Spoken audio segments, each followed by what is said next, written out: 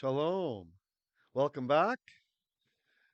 So I figured since tomorrow we won't have class, since it's Erev Yom Kippur, I decided to do something special for you guys today.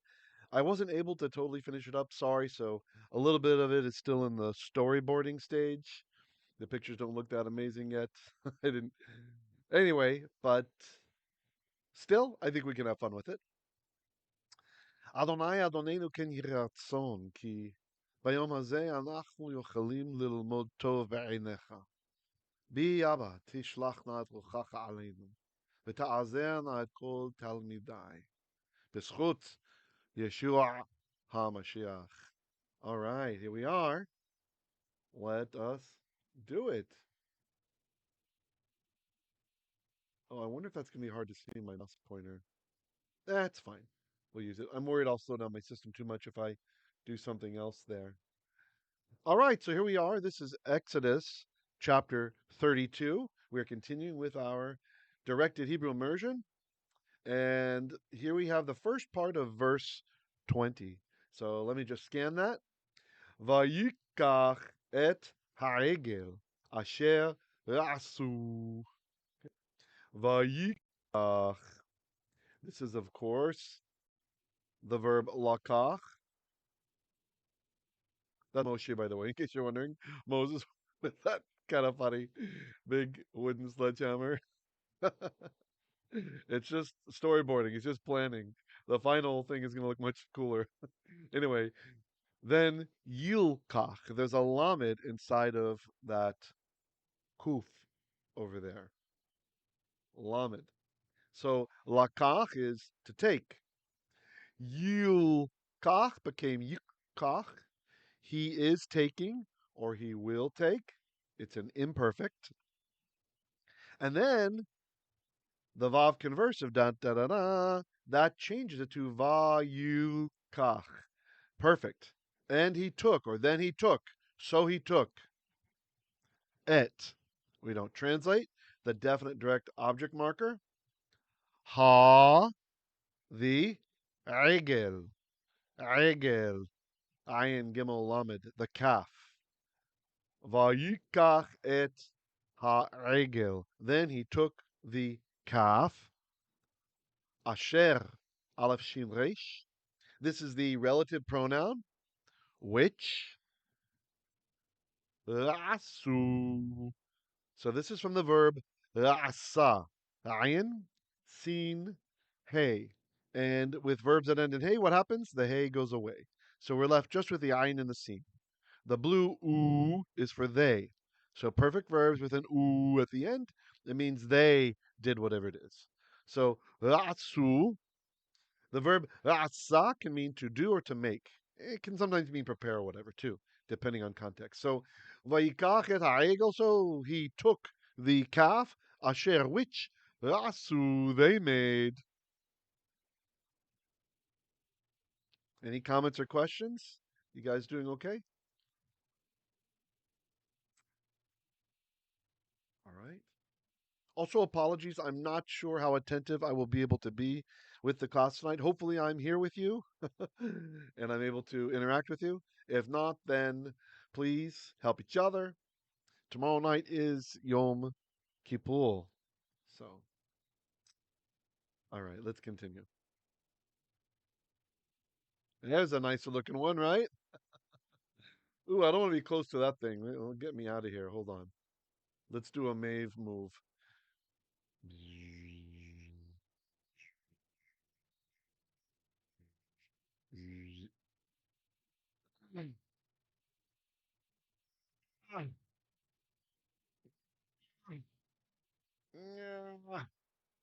Yeah, there, good enough. Away from the gross golden calf.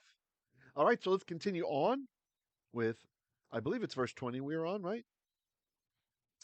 Vayisrof ba'esh vayitchan rad asher dak.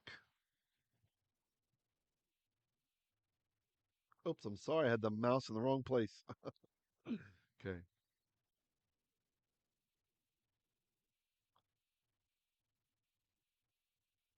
Our Moses looks a little Charlton Heston-y, I think. Vayisrof. Then he saraf burned, and he sarafed sin resh pei. So yusrof, he will burn, imperfect, or he is burning. Va conversive, va yusrof. Then he burned. Okay. Ba h in. Bait can mean several things. It can mean in, with, against, sometimes from in older Hebrew.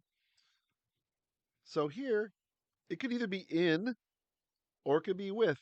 Vayusrof, then he burned b with or in ah, the footprint from the definite article ha. So in the h, in the fire. He burned in the fire.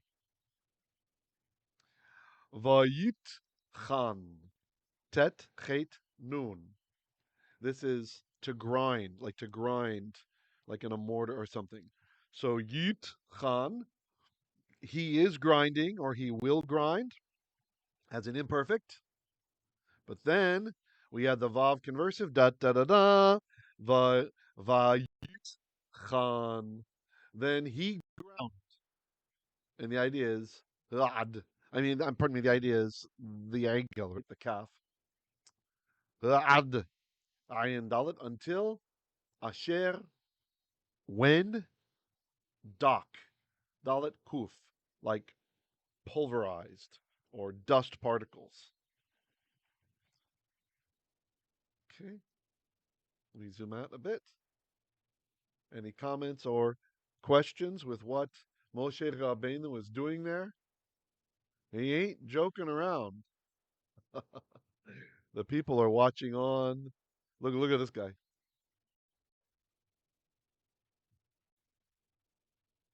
What? What?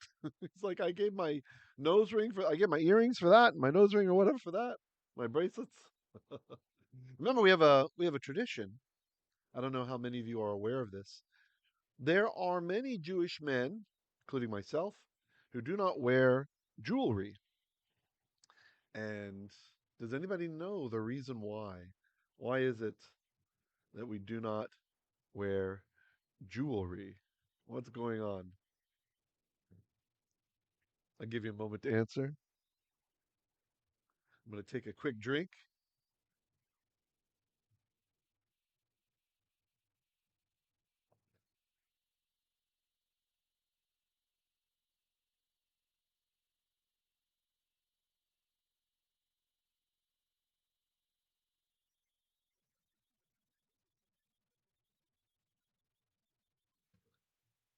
Tonight, or rather today, it'll be tonight for some of you when this airs. I am drinking water mixed with frozen strawberries. Not blended, they're just in there to kind of affect the taste. So, yay. So, what happened is the tradition is that the reason why Aharon, why he said, give me your gold and silver, give me your gold, etc., is he was certain that the women would refuse, right? Back then, like today, women love their jewelry. And they did refuse. But what he wasn't expecting was that the men volunteered theirs. So the men eagerly. Now, if you go deeper into the tradition, it's the men of the Erev Rav, right? The mixed multitude. The people who had converted too quickly to Judaism. They converted too quickly. They didn't study. They didn't know what it meant to get a Jewish neshama.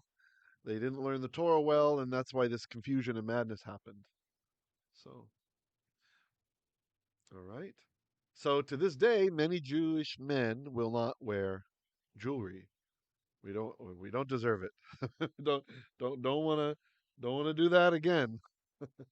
All right, so let's read through it again. This time you try to translate before I do. Going, let's go back to the previous, since this is all part of the same verse. Okay. Vayikach. You translate. Then he lakacht is the verb. Et ha'egel, the egel, the calf. Asher, which asu, they, it's people behind me, not me, them, they made. Although sadly, probably our ancestors, right? Okay, so vayikach et ha'egel asher asu. Or if we're canting, vayikach et ha'egel asher asu. Vayisrof ba'esh. Vayetchan ad asher dak. Vayisrof. And he saraft. If you need help remembering this word, think about the seraphim. The seraphim. What they are made out of, right? These supposedly fiery angelic beings are the seraphims. Or the singular is a seraph. Unless you think it's an Egyptian word, seraph, which means a flying snake. So in Egyptian, it's like a snake that could fly, a seraph, at least from the Egyptian lore. And in Hebrew, it's like a fiery malach, supposedly. Although some think that it might be a kind of snake throne guardian or something, right? Which is why the Nachash was nachashing, why he was shiny, and why Hawa, Eve, wanted to be like him because he's so shiny. Because he would have been an ale, a divine being, right? So it's not that she's so stupid and wanted to be like God, like many translations say. Check out my translation. I interpret it as Kelohim, as divine beings, or like the angels even, which makes more sense and doesn't make Chawa out to be so stupid. You can see why she'd want to be shiny like the Nachash, right? The serpent who's or the other malachs, the other angels who could fly around and all kinds of stuff. Vayisrof. Then he, translate before me, salaf. He burned, presumably it, the egel, egel, ba'esh, in, the esh, in the fire. Burned it in fire. Okay. Vayit chan. And he tachand. He grinded. He ground, presumably it, the egel, ad, until asher, when or such, duck, pulverized. What's up, duck? Till it was pulverized. Any comments or questions?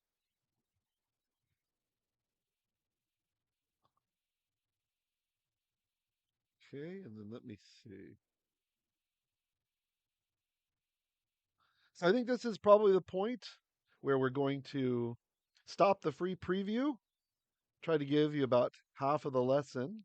For those of you who are not patrons, please consider becoming a patron at my on my Patreon account, which is https:// if you're putting it in a web browser, patreon.com, you can see it here, slash Hebrew literacy. And if you sign up even for the the cheapest of monthly donations, you'll have access to this full teaching. And my greatest appreciation, I really appreciate supporting what we do here. I'm always trying to do new and interesting stuff to make the learning fun and make it stick in your mind so you guys can have the gift, the blessing of reading from the Kitvei HaKodesh, the holy scriptures, the holy writings in Lashon HaKodesh, in the holy tongue. All right, continuing for our Sha'ar level and above patrons. This is the end of part 1 from a 2-part video.